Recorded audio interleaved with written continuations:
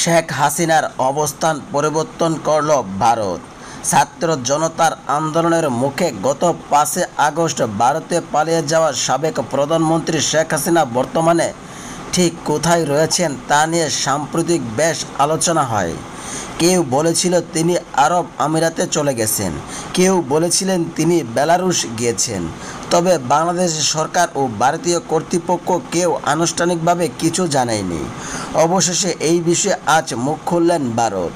ভারতের পররাষ্ট্র মন্ত্রণালয়ের মুখপাত্র রণধীর জয়সওয়াল দিল্লিতে এক সংবাদ সম্মেলনে বলেছেন, সাবেক প্রধানমন্ত্রীর অবস্থান বিষয়ে আমি আগেই বলেছিলাম যে তিনি স্বল্প সময়ের নোটিশে এখানে এসেছিলেন এবং তিনি এখানেই রয়েছেন। সংবাদ সম্মেলনে এক সাংবাদিক রণধীর জয়সওয়ালকে প্রশ্ন করে বলেন, আজ দুপুরের দিকে বাংলাদেশে আন্তর্জাতিক অপরাধ ট্রাইব্যুনাল সাবেক প্রধানমন্ত্রী শেখ হাসিনা ও অন্যদের বিরুদ্ধে গ্রেফতারি পরোয়ানা জারি করেছেন। আগামী মাসে তাকে আদালতে হাজির করার নির্দেশ দেওয়া হয়েছে। এই বিষয়ে ভারতের পদক্ষেপ কী হবে? এছাড়া বাংলাদেশ থেকে অনেক খবর এসেছে শেখ হাসিনা ভারতে আছেন অথবা ভারতের বাইরে আছেন এবং তিনি ভারতে ফিরে আসতে পারেন। ভারতের সরকার তাকে ট্রাভেল ডকুমেন্ট দিয়েছেন।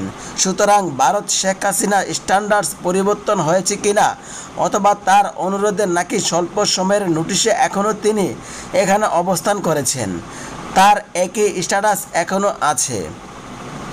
জবাবে ভারতের পররাষ্ট্র মন্ত্রণালয়ের মুখপাত্র বলেছেন, আমরা বাংলাদেশের বিষয়ে সাম্প্রতিক কিছু প্রতিবেদন পেয়েছি, তবে এই বিষয়ে আমার কাছে মন্তব্য করার মতো কোনো তথ্য নেই।